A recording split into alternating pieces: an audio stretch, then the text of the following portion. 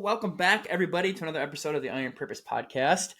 I am joined of a very good buddy of mine, a lifelong friend, basically, Dr. Matthew Wiedell. How's it going, buddy? That's going pretty good. How about you? Doing well. Thanks for hopping on the pod. Oh. Here we are. Got you on and repping the brand. I love it.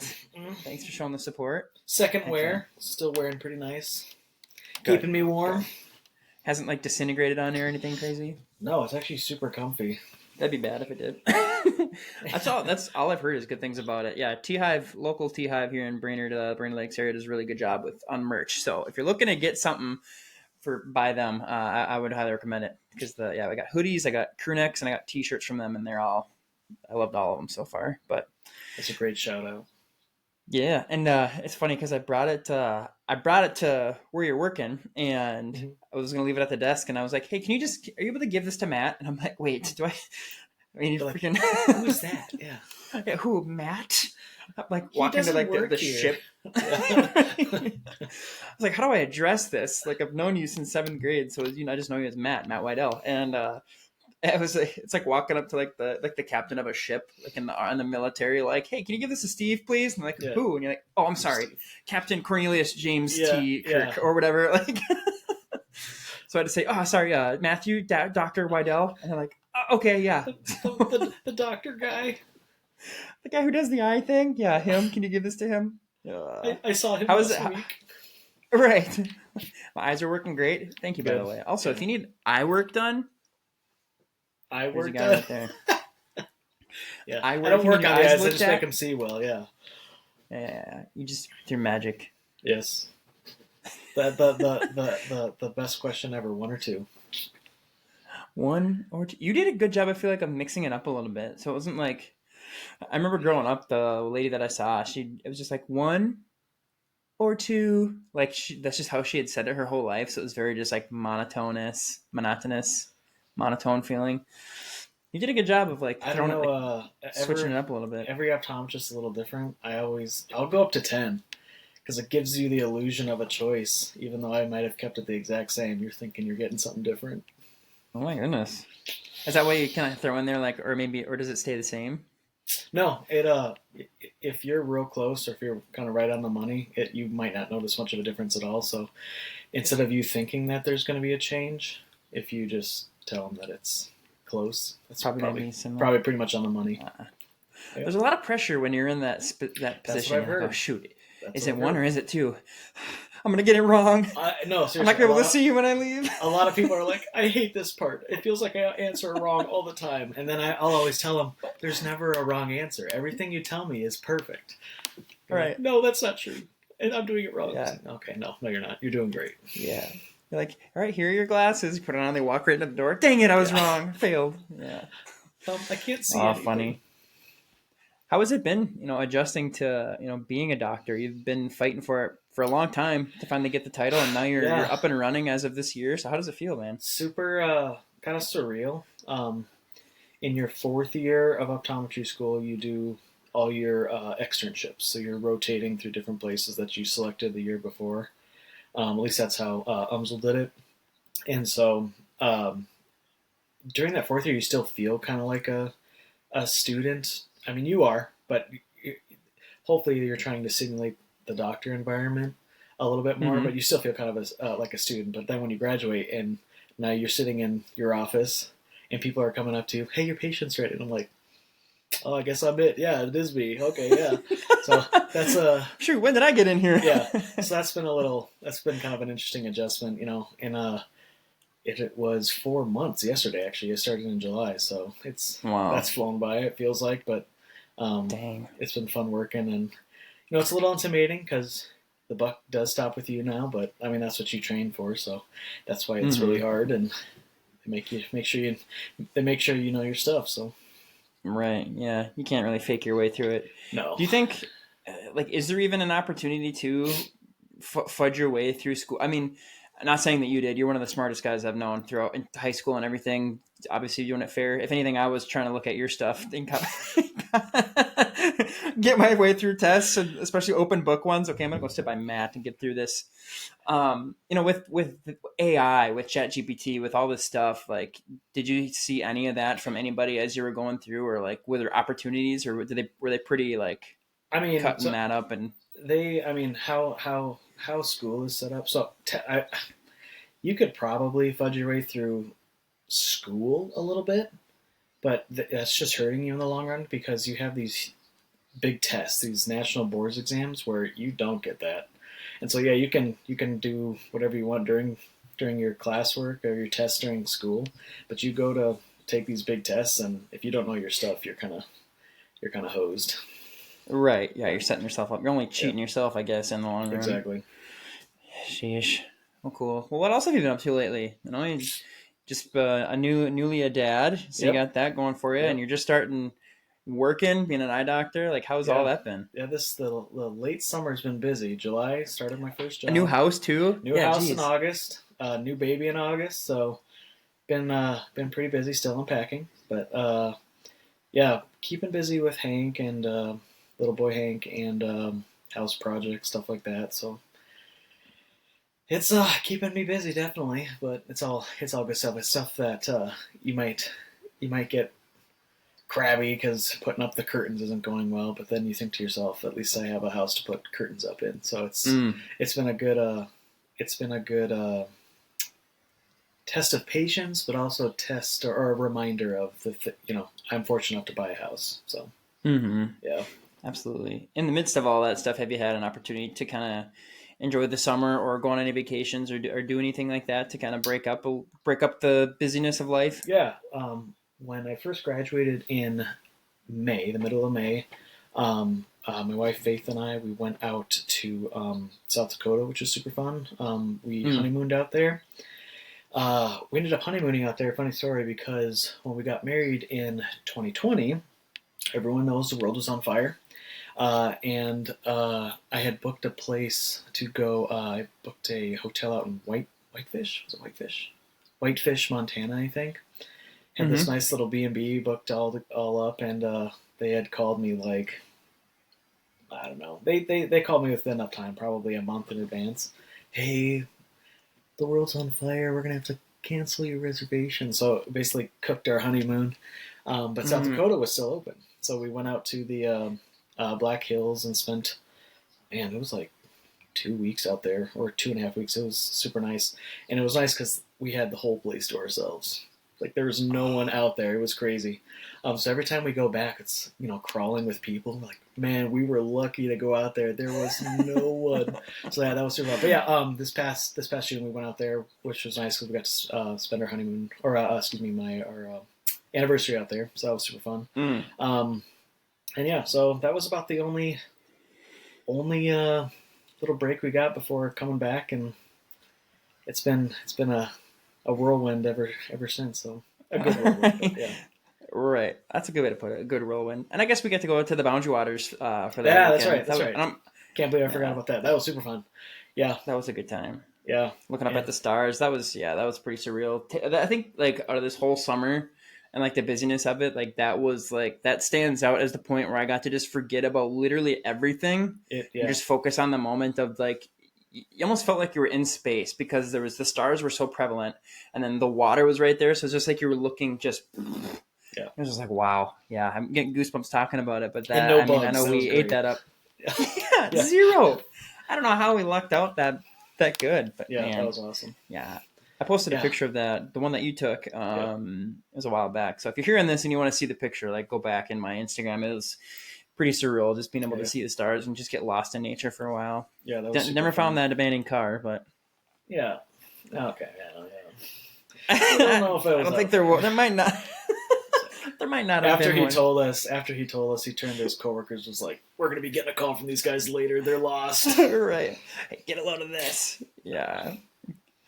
Yeah. Oh well.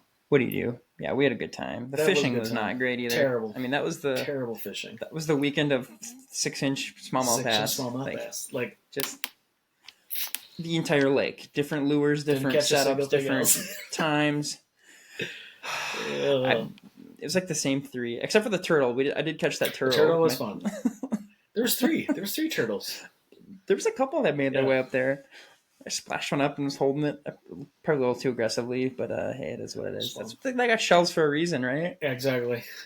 They can take a little bit. Yeah, we got to go back up there. That was. I agree. And I got to get a lighter canoe. Oh my goodness, that was a workout, and I didn't even have to carry the heavy one. That was on the way out. Caleb's been having back issues. I bet that's where it started, right there. Oh my goodness, yeah. He's like, hey, let me just carry it by hoist this. Yeah, let me just hoist this thing up real quick. Caleb. I mean, he's a beast. He'd probably say it was worth it. Yeah, he's a beast. Yeah, it was worth it. Yeah, yeah. He can handle it. Yeah. Oh my gosh, yeah, funny. No, that was good stuff. Yeah, and it's crazy how, like, the preparation for that too. Like, we got together like every week or every other week in Daniel's garage, just kind of hang out and talk, and then we do the trip. And then I hadn't seen you since, the eye doctor, I think was last week. I think that's the first time I've seen you since pretty much all summer. I see Caleb every now and then.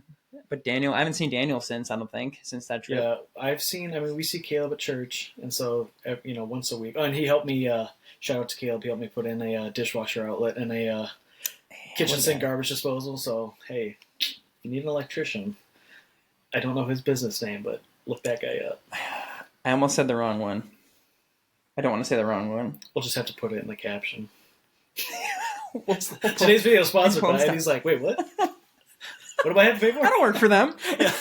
I don't work for those guys. But no, yes, we see him almost every week. And then we had Daniel take some like maternity photos, me, Faith, when she was pregnant. And then, man, this was more than a couple weeks ago now. This is probably a month and a half ago now. He took some little baby pictures of Hank with us, so that was pretty fun. So it turned out great. So he's an awesome photographer.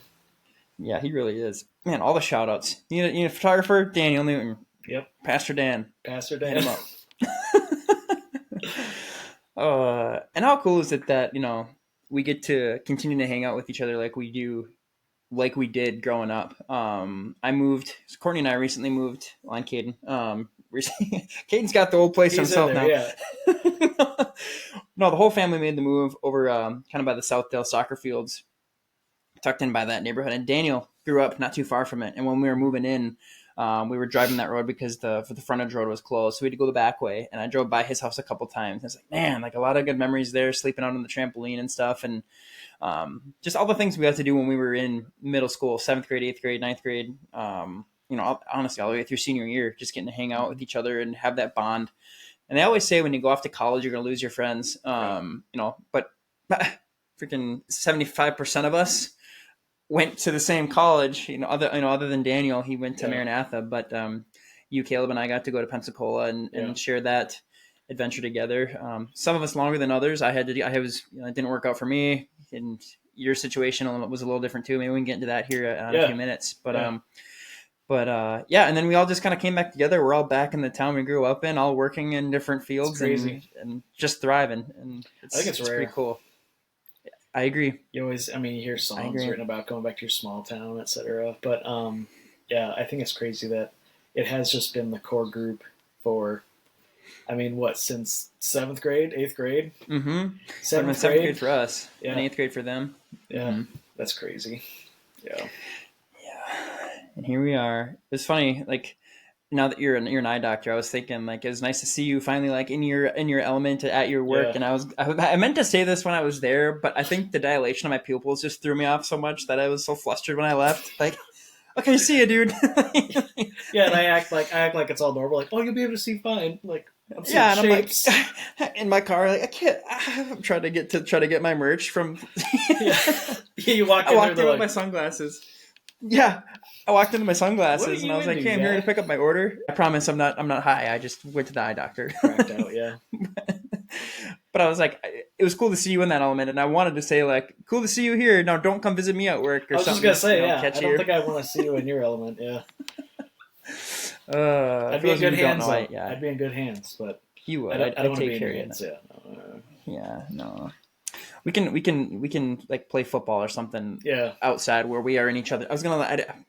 I wanted to say like holding hands, something in some way, but you can be in my arms, like as I'm tackling you to the ground. Yeah, I know. Same. Sorry, dude. Anyway. Weird tangent. Good times. Yeah, it's 7th grade is when we met. We were going to Lake Region. It was both our first year there. For me, I'd been homeschooled up until 6th grade and went to 7th grade, and then you were there too. So we were kind of both. And you can touch on your story a little bit more, but for me, I was kind of out of my element. I went to church there, so I knew some of the people, like my cousin John and Caleb, and I knew Daniel, and but we got really close, and we kind of hit it off really well, and we've had our ups and downs throughout that whole adventure, but come through stronger on the other side of it, which is really cool. But now I'll just kind of give you the floor, give your side of your story from as way back as you want to where you are now, kind of the ups and downs, my guy. Sure, yeah. I guess we can pick it up in a little bit before 7th grade, I suppose. We had moved to Minnesota from Indiana when I was 8, I think, 8 or 9. My dad's originally from Minnesota. My mom's from Indiana. He was working down there at the time. So finally moved back, and then, just a few years passed, and then ended up at Lake Region, which is kind of cool for me because my dad graduated school there, so that was kind of cool. Landed in there in 7th grade, and Miss Kavassik's 7th and 8th grade class, and found the coolest group of guys. Well, they kind of found me. I was pretty nerdy with my slicked over hair and tucked in little one-liners. Yeah, I just didn't look very good. Yeah. So shout out to Daniel for being a good human being. Absolutely. What a guy. 7th grade, 8th grade. The bond just grew, and then it was super fun. Who was I talking? I think I was talking to my brother-in-law the other day about this leadership camp. So much fun. I kind of wish they were still doing that. If for some of the people that don't know, our school used to do a retreat. Was it? It wasn't a whole week, but it was like a weekend, I believe. Yeah, it was like 4 days. No, it wasn't a weekend. Days. It was. I think we left on a Sunday. Yeah, it was a couple days. So they would take the top 2 classes of the high school, and it was intimate's probably not the right word, but it was you just were close together, and you're able to kind of become not really more than friends, but I don't know, you just got to know each other better, outside of a school setting, and I feel like it really helped, at least for our grades, our junior and senior grade. I don't know. That was a special time. Anyway, so high school, a lot of fun memories. Going over each other's houses. You had mentioned going to Daniel's house, and I remember becoming a culinary artist over at Tiki Torch, roasting my was it Jesus bread? Yeah, we call it your Jesus bread. Don't do that. Second harvest. That was terrible. Yeah. One bite, like gas. Nope, I'm gonna die. Yeah. So that was super fun. A lot of fun memories. But then, we went to Pensacola together. That was super fun. Started out strong, and then let's see here. What was it? We were coming back. Were we coming back our sophomore spring semester? Is that what it was? I think. It must have been because I left junior year. Yeah, so we finished freshman year, strong sophomore fall semester, and then coming back, it was me and you. I remember this. This was fun. It was me and you, and we went to the USS Alabama in Mobile, and we took a couple cool pictures there too. I still have those, and I was just like, man, just something's just not right. I'm just not feeling good. I don't really know what's going on. Did I eat something wrong? I don't know. So that was January, and then just as the weeks passed, just got kind of sicker and sicker. Lost a bunch of weight, I think it was 20 or 30 pounds. I just lost them probably 14, 15, 16 days or something like that. Went to the hospital, and we won't get into the gnarly details, I guess, but was ultimately diagnosed with ulcerative colitis, and I was pretty well spent, and so I withdrew for that semester just due to health reasons, obviously, and at first that was kind of a real bummer, just to put it mildly. I remember sitting on my bed, and it was my 20th birthday. I remember just sitting there, and I was by myself in my room, and I was like, this sucks. It was just kind of Pensacola. It was just kind of a defeating. Yeah, this was before I left. I think I left end of February. So I like tried to gut it out, pun intended, Nice. for about a month, and it just wasn't working. So, And anyways, I I remember remember, being around you. Like you yeah, were like we would go to the beach and you couldn't make it 20 minutes without having to leave. yeah, It was it rough to was not see you fun. like that. It was not fun. Yeah. Yeah, and then Yeah. try to be in pre medicine major, which is already strenuous. It was tough, but yeah, I remember sitting on my bed and just thinking, man, this sucks. Like, how is this happening? I'm not even halfway through college, and I'm already having to think about maybe dropping out, and you just, I don't know, it just, you didn't think that's how it was gonna go when you got your acceptance letter. You're like, oh, the next 4 years is just gonna fly by, and I'm gonna work towards my goal. And I remember having to go home and just feeling super sad, just sad and kind of lonely because all you guys were here, or not here. It's still down in Pensacola, and it was just kind of a weird time for me. But ultimately, God kind of used that as a perk, because when I came home, let's see here, I came home in March, around April-ish. I think it was April. No, it was probably end of March. Lake Region does. It's called I think it was the Fun Fair.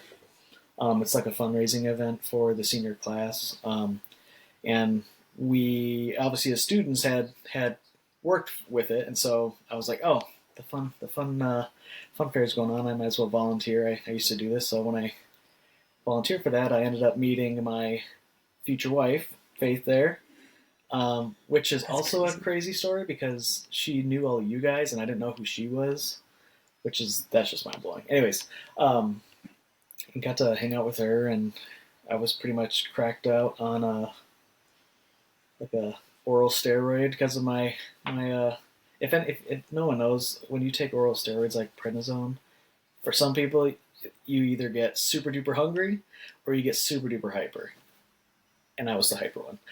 So listening to Faith talk to her, she's like, "Yeah, I don't. You were crazy. You were like, you'd want to do one hobby, and then like 5 days later, you were doing something else. You were just full of energy." I'm like, "I'm sorry, it wasn't me." Anyways, back up. It's like The Mask, Jim Yeah, Carrey. no, seriously, yeah. It's like take those pills, and it's like, let's do something else. Yeah. Super. Yeah. Yeah. So that was crazy that God just used that in a cool way. You take having to drop out of college, and then you end up finding the person you're spending the rest of your life with, start a family with. So that was super fun. Kind of worth it. Maybe a little bit worth it. Yeah, probably a lot. Yeah, a lot worth it.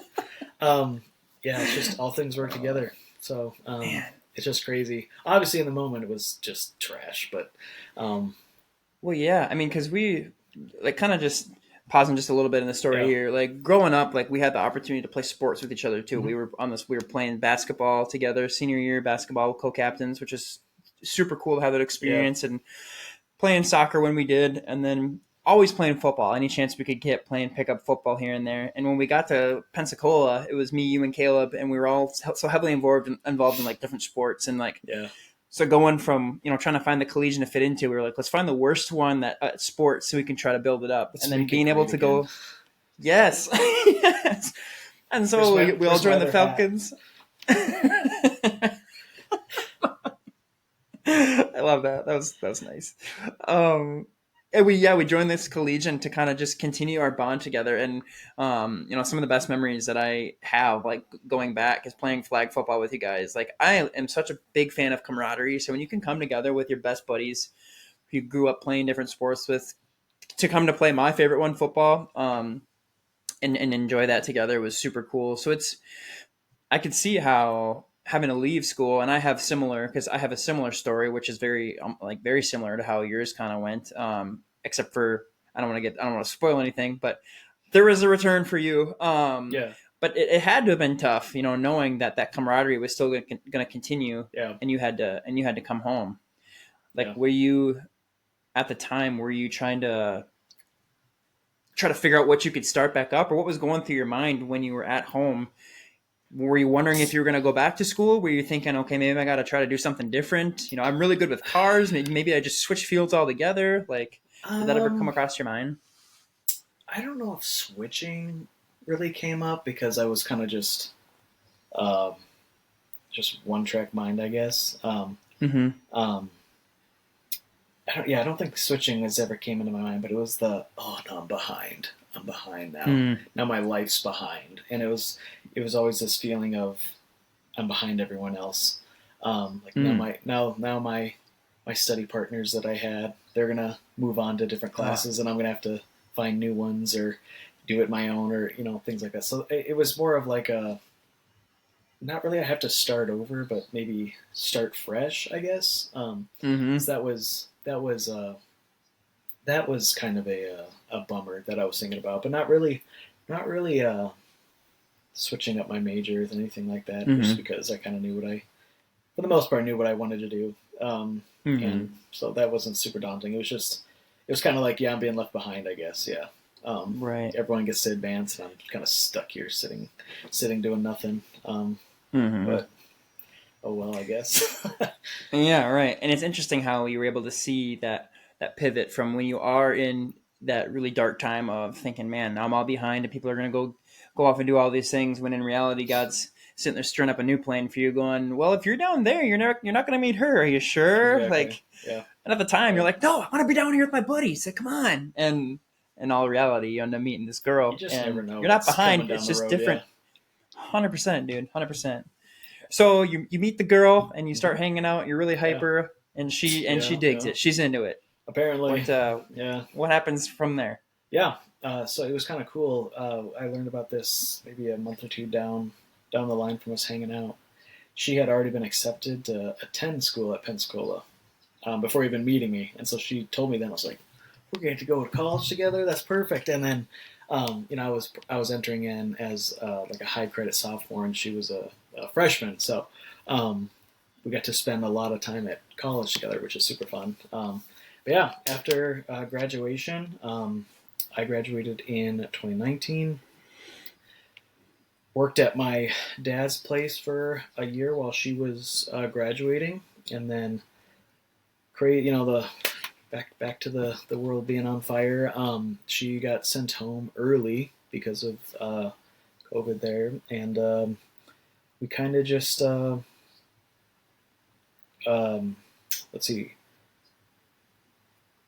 sent home, and then we got married. Let's see here. She would have been sent home in, what was that, like February, and then had to do online till she graduated in May. Okay. And then that June we got married. So that was actually a busy year as well. The first half of 2020.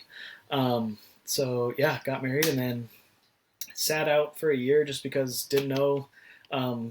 Enrolling in optometry school was kind of up in the air / what's going on. And then I won't say on a whim because I was kind of working on it. But taking like the entrance exam for optometry school and things like that. I didn't get a score for it that I really wanted. I didn't feel like it was competitive enough. And then one of the universities I really wanted to go to sent out an email because I was on their email list, and they were like, "Hey, they didn't say admittance was low, but it probably was. That's why they were sending this out. We're not just only accepting the OET, that's the entrance exam. We're also going to take your GRE if you want." And I'm like, these people are taking GREs. I'm submitting my score like pronto. So then I applied, and what is GRE for that's us? Like no, the GRE is like a extra test you can take out of high school. So it's like a general higher learning test you can take, I guess. So sure. They probably look for it, and it's not a dumb people test. Okay. You could. I would take it if, say, I was going into like plumbing or welding or something like that. I'm sure they just to build your resume a little bit. Yeah. Yep. So something to show you that you have intelligence other than a high school diploma. So when they were saying that, I was like, oh man, yeah, I'm gonna apply. So I applied, and I got accepted into 3 schools, which is super encouraging because you're like, okay, cool. Like, I didn't just squeak by. I got a couple offers. So that was super fun. Got one out in Boston, and I got one out in Oregon, actually. But then I went to optometry school in St. Louis, Missouri. Did you pick the hat up? There was the 3 hats. Yeah, right. Yeah. I did the fake out. Something about the interview just felt right. And yeah, a little bit closer to home, which ended up working out great because the year prior, Faith had started working at Lake Region as their math teacher, and they had approached her, "Hey, we know you guys are going down to Missouri for optometry school. Do you want to stay on and be like a virtual teacher?" And so that helped out a lot because, I mean, for the next 4 years, it was almost once a month. She was driving all the way up to Minnesota again to do something like parent-teacher conference or standardized testing or just different activities like that. She'd have to come up about once a month. So it ended up working well. She could drive instead of having to fly from Massachusetts or Oregon. So that was super nice. But yeah, optometry school was fun. I think we have one of the best classes out there. Shout out to class of 2025, almost perfect. They were I'm not gonna say smart enough, but they were not really. I don't know what I'm trying to say. I ended up being the they called it class representative, which I think is a dumb title. You're the class president, which I've actually accepted the title El Presidente. There we go. Yeah, so that was super fun. I kind of wanted to tie that in though because I feel like having to be held back in college and having to adapt to new people, new situation, really helped to be in like a leadership position over, not really a leadership position, but kind of like a voice of people, because that's what the class representative's role was. It's kind of the bridge from the class to faculty. If there's an issue, like it comes to me, etc. You're kind of the mouthpiece for the class, I guess. So being able to kind of hone that in your sophomore, junior year, where you didn't know you were going to have to do that and get out of your comfort zone. I was able to stay out of my comfort zone and accept that role, which was super fun. The class made it super easy, but yeah, 4 years, a lot of hard work, crazy hard work. Couldn't have done it. Good for you, man. Like, go ahead. I couldn't have done it without Faith being so supportive. Because it was like married to school. It was, there's some people in my class that are super duper smart. I felt like I just had to work harder to survive or thrive or however you want to say it. So it was every night. You'd come home and you'd have like an hour dinner and a couple episodes of a show you were binging at the time, and then it was back to the iPad, just staring at stuff. But yeah, couldn't have done it without Faith. She was super supportive, and it's crazy to think that we're on this side of it now. I was just telling her that yesterday, Friday. It was Halloween. It's like sometimes I forget that I'm out of school. It's like I'm done. I don't have to think about that anymore. It's just such a long time coming, and now it's over. Yeah. And it's like, yeah, like I have a 9 to 5 now. Like, yeah.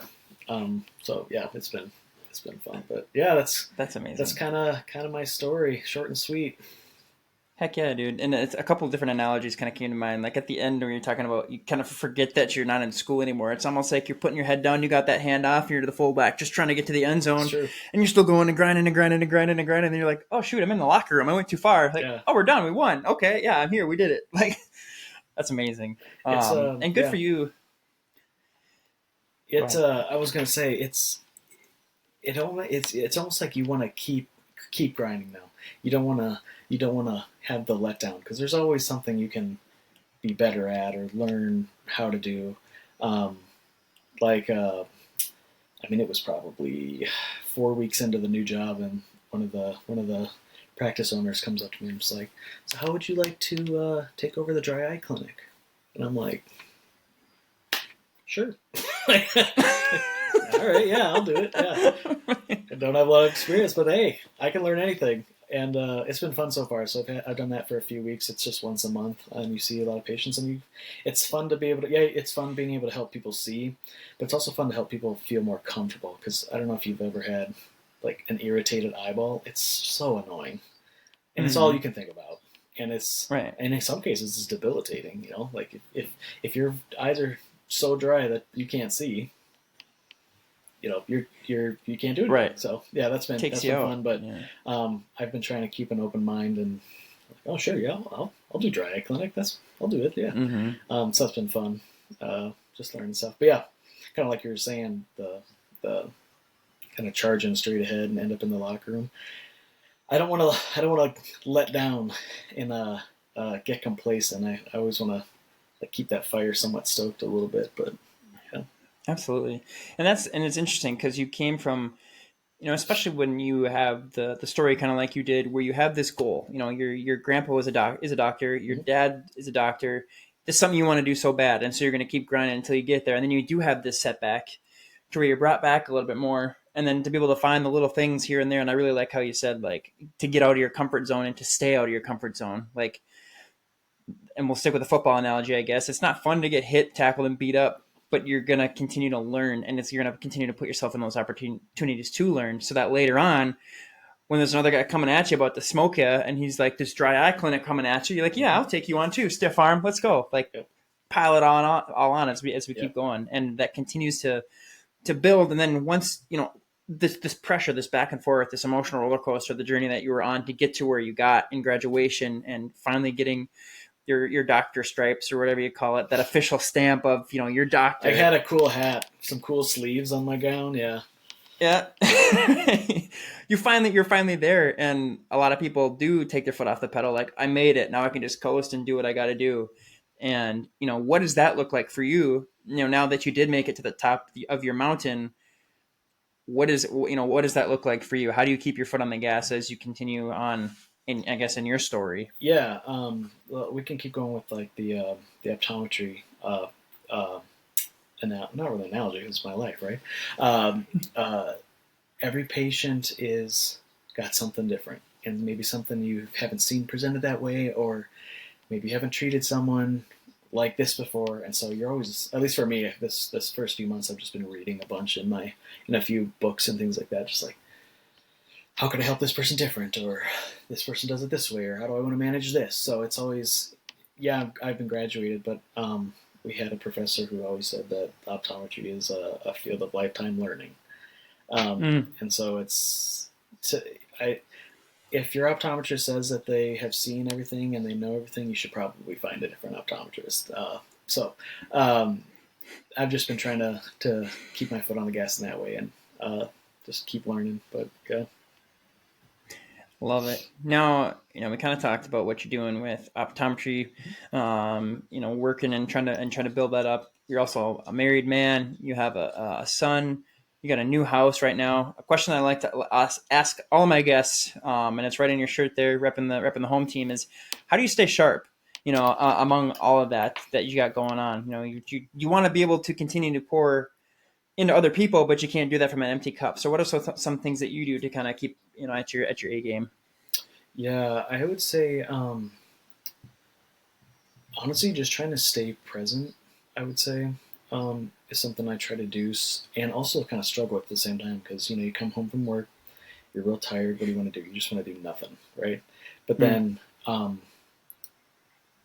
you come home from work, you haven't seen Hank all day, so it's like, oh, I want to see Hank. And so trying to instead of watching a show or doing this task that we had to do, or just scroll on your phone like a moron.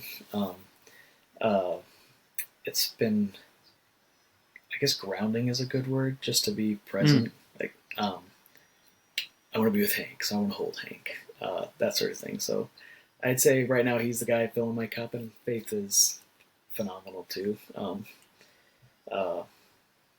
She's always doing special stuff. Like just the other day, I had mentioned to her, I saw someone, I can't remember who I saw.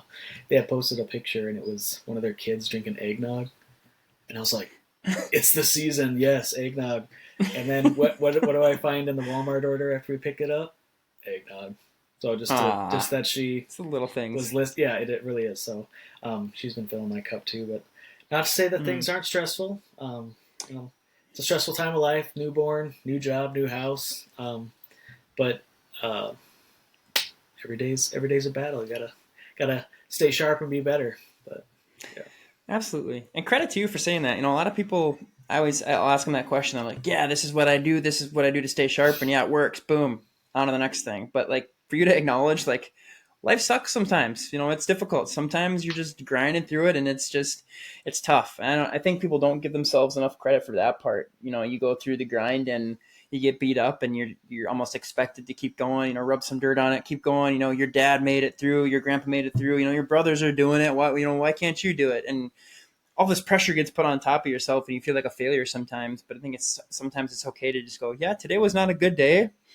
I'm just going to take it on the chin. I'm going to hold my baby, give my wife a kiss and go to bed or whatever it is. And then just go on to the next one. Give yourself that grace to understand, like, just because I had a bad day, just because I had a bad evening or a bad client that really just rubbed me the wrong way doesn't mean that my job sucks. Doesn't mean that I have a bad life. It's funny you say that too, because I sometimes will hold on to things, like a patient said something or oh, I had to do a glasses check. Why do I have to do a glasses check? All my prescriptions are perfect. I don't actually think that. But you're kind of like, man, this is not fun, or this didn't work out how I want it to. It's funny you actually say that, like shake it off.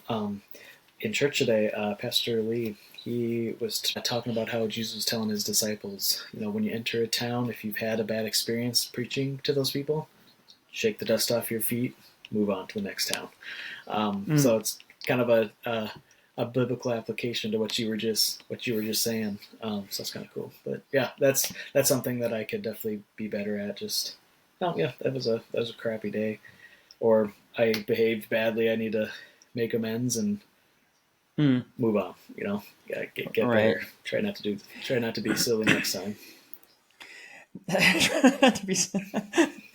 It really is. Assume this is a PG program. We'll use silly. I love it. And yeah, there's times too where I find myself frustrated. Like there was the other day, Caden, and he's been battling some eczema stuff, so it's been really tough. And it's been hard to not get frustrated at times. Just for being woken up like 5 times throughout the night, like, oh my gosh, this sucks, and you get up and like I caught myself feeling bad for like being frustrated with it. Like I was trying to change his diaper one day and he started peeing everywhere. And I'm like, Court, as I'm holding the stream of pee in my hand, like, can you give me a paper towel, please? You're a water bender. Redirecting it back into the diaper.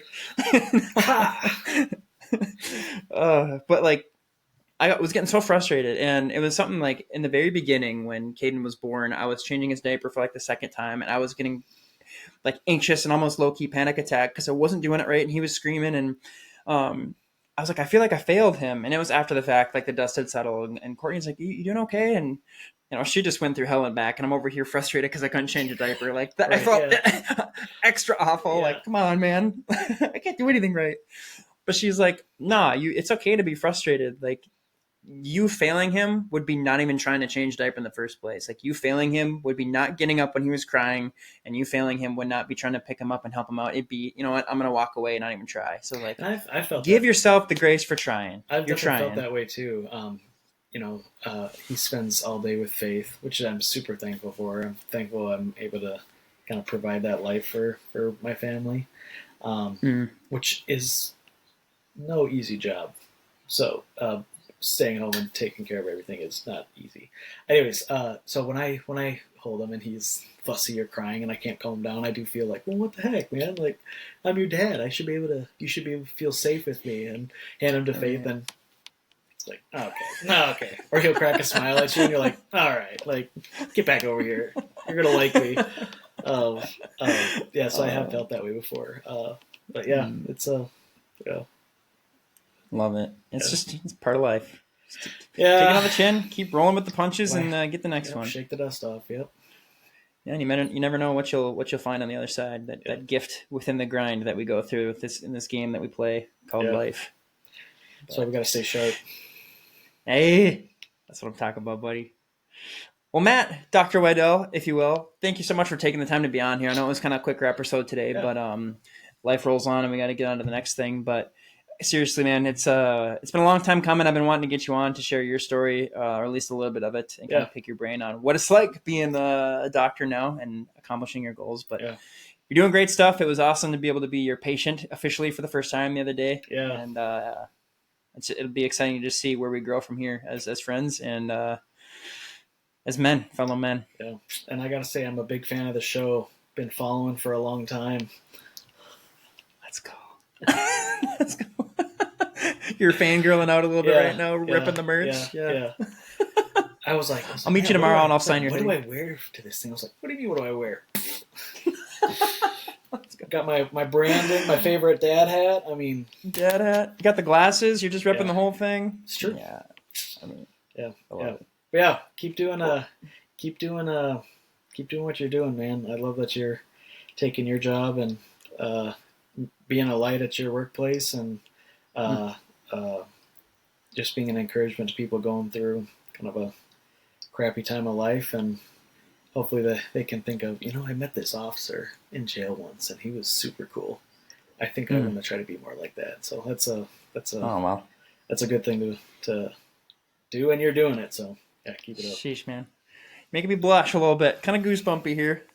But that's all right. Goosebumpy? Yeah, okay. I'm a little goosebumpy. I really am. I don't know if you can see that. Yeah. Well, I try. Appreciate you, brother, for real. Yeah. Love you. Yeah.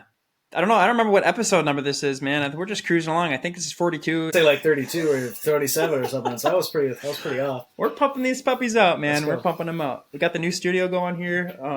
Nice. Just got to get stuff up on the wall. I've got posters and everything. I'm standing. I got a nice standing desk because my wife switched it out. So it's cool. I'll have to have you over to see the new place here pretty soon. Oh, yeah, that's right. We'll get together eventually. I've got a fire pit ready for a fire, so we got to do something. Let's go. Got a bunch of wood. Let's make a bonfire. Let's do it. Heck yeah, buddy. Yeah. All right, everybody. This has been another episode of the Iron Purpose podcast. Stay sharp.